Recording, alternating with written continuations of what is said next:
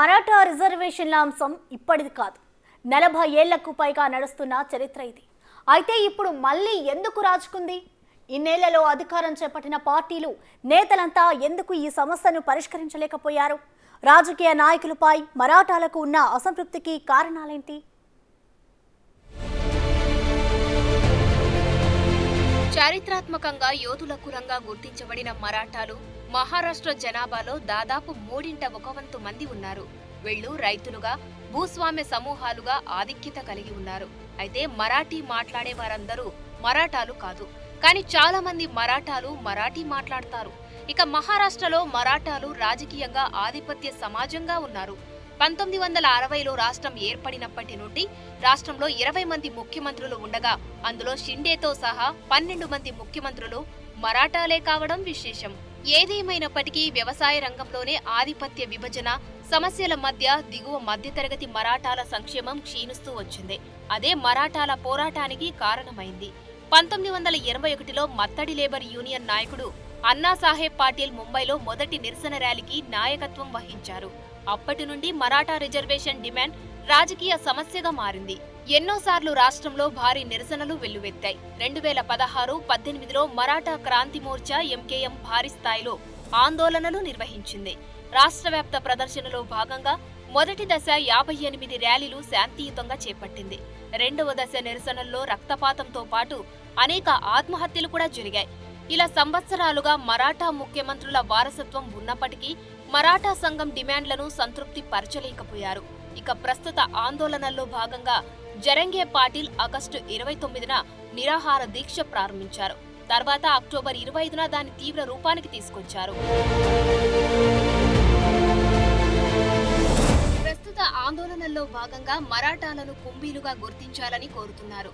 కుంభీలు OBC quota కింద ప్రయోజనాలను పొందడానికి అర్హులు. అయితే మహారాష్ట్ర ఎస్ఈబీసీ చట్టం 2018 ప్రకారం మరాఠాల కోటాను మే 2021లో సుప్రీంకోర్టు కొట్టివేసింది. దాని తర్వాత ఓబీసీ రిజర్వేషన్ కోసం డిమాండ్ మరింత తీవ్రంగా పెరిగింది.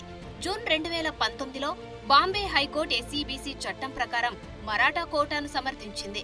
అయితే చట్టం ప్రకారం 16% కోటా సమర్థించదగినది కాదని కోర్టు తీర్పునిచ్చింది. అలాగే రాష్ట్ర వెనుకబడిన తరగతుల కమిషన్ సిఫారసు చేసిన విధంగా విద్యలో 12%, ప్రభుత్వ ఉద్యోగాలలో 13%కి రిజర్వేషన్లను తగ్గించింది. కొన్ని అసాధారణమైన పరిస్థితులు మినహా మొత్తం రిజర్వేషన్లు 50% మించకూడదని కూడా ఉన్నత న్యాయస్థానం పేర్కొంది. ఇక సుప్రీంకోర్టు కూడా దీనిపై స్పందించింది. మే 2021లో జస్టిస్ అశోక్ భూషణ్ నేతృత్వంలోని 5 న్యాయమూర్తుల రాజ్యాంగ ధర్మాసనం మరాఠా కమ్యూనిటీకి రిజర్వేషన్లు కల్పించే మహారాష్ట్ర చట్టంలోని నిబంధనలను కొట్టివేసింది. 1992లో ఇంద్రసాహ్ని తీర్పులో కోర్టు విధించిన 50% సీలింగ్కు మించి రాష్ట్రంలో మొత్తం కోటా ఉందని పేర్కొంది.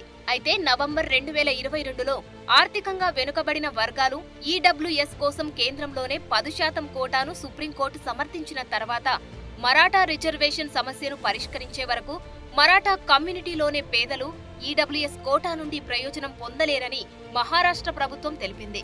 కాగా ఈ ఏడాది ఏప్రిల్లో రాష్ట్ర నిర్ణయాన్ని సమీక్షించాలన్న మహారాష్ట్ర అభ్యర్థనను కోర్టు తిరస్కరించింది. ఆ తర్వాత క్యూరేటివ్ పిటిషన్ను దాఖలు చేస్తామని రాష్ట్రం తెలిపింది. సమాజంలోనే వెనుకబాటుకు సంబంధించిన వివరణాత్మక సర్వేను నిర్వహించడానికి ఒక కమిషన్ను ఏర్పాటు చేయనున్నట్లు ప్రభుత్వం తెలిపింది. జరిగిన నిరసనల్లో భాగంగా సెప్టెంబర్ 1న నిరసనకారులకు పోలీసులకు మధ్య ఘర్షణ ఏర్పడింది. పోలీసులు లాఠీలు, బాష్పవాయువు ప్రయోగించారు. ఇందులో ఆందోళనకారులు పోలీసులతో సహా 40 మందికి పైగా గాయపడ్డారు. ఈ ఘర్షణలు జరంగే పాటిల్ నిరాహార దీక్షకు మద్దతుగా భారీ సమీకరణకు దారితీశాయి. కొల్హాపూర్, పూణే, షోలాపూర్, యవత్మల్, ధులే, బుల్దానా, నాసిక్, అమరావతిలో చాలా పెద్ద నిరసనలు జరిగాయి. బంద్కు పిలుపునిచ్చారు. కాగా ఈ నిరసనలు రాష్ట్ర ప్రభుత్వాన్ని డిఫెన్స్ లో పడేశాయి. పోలీస్ చర్యకు డిప్యూటీ సీఎం దేవేంద్ర ఫడ్నవీస్ క్షమాపణలు చెప్పారు. మరాఠా కమ్యూనిటీకి చెందిన కొంతమంది సభ్యులకు కుంభీ కుల ధృవీకరణ పత్రాలు జారీ చేయాలని డిమాండ్ చేశారు. కాగా సెప్టెంబర్ 7 నాటి కేబినెట్ నిర్ణయం ఆధారంగా ప్రభుత్వ తీర్మానం కాపీలను జరంగే పాటిల్ కు అందించారు. అర్హులైన మరాఠా కుంభీ మరాఠాలకు రిజర్వేషన్లు కల్పిస్తామని 2004లోనే ప్రభుత్వ తీర్మానం వెల్లడిస్తోంది. అయినప్పటికీ జరంగే పాటిల్ శాంతించలేదు. కొత్త ప్రభుత్వ తీర్మానం తన డిమాండ్లను అంగీకరించలేదని 2004 జీఆర్ ఇంకా అమలు చేయలేదని అన్నారు. అయితే ముఖ్యమంత్రి షిండే జరంగేను కలిసి రిజర్వేషన్ల అమలులో న్యాయపరమైన చిక్కులను పరిశీలించడానికి సమయం కావాలని కోరడంతో జరంగే నిరాహార దీక్షను విరమించారు. ఇక మరాఠా డిమాండ్ను తీవ్రంగా వ్యతిరేకిస్తున్న కొన్ని ఓబీసీ సంఘాలు ఒకటయ్యాయి. ప్రభుత్వం మరాఠాలకు ఓబీసీ రిజర్వేషన్లు కల్పిస్తే రాష్ట్ర వ్యాప్తంగా ఆందోళనలు చేపడతామని ఓబీసీ జనమోర్చా అధ్యక్షుడు ప్రకాష్ షెంగే హెచ్చరించారు. మరాఠాలకు రిజర్వేషన్లు కల్పించడానికి తాము వ్యతిరేకం కాదని, అయితే అది వారికి నష్టం చేకూర్చకూడదని ఓబీసీ నేతలు అంటున్నారు.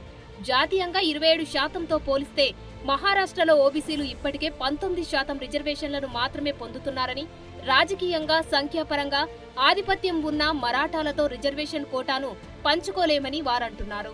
కాగా రాష్ట్రంలో ఉన్న 52% రిజర్వేషన్లలో ప్రస్తుతం షెడ్యూల్ కులాలు 13%, షెడ్యూల్ తెగలు 7%, ఓబీసీలు 19%, ప్రత్యేక వెనుకబడిన తరగతులు 2%, విముక్త జాతి 3%, సంచార తెగ బి 2.5%, సంచార తెగ సి ధన్గర్గా 3.5%, సంచార తెగ డి వంజరి 2%గా విభజించబడ్డాయి.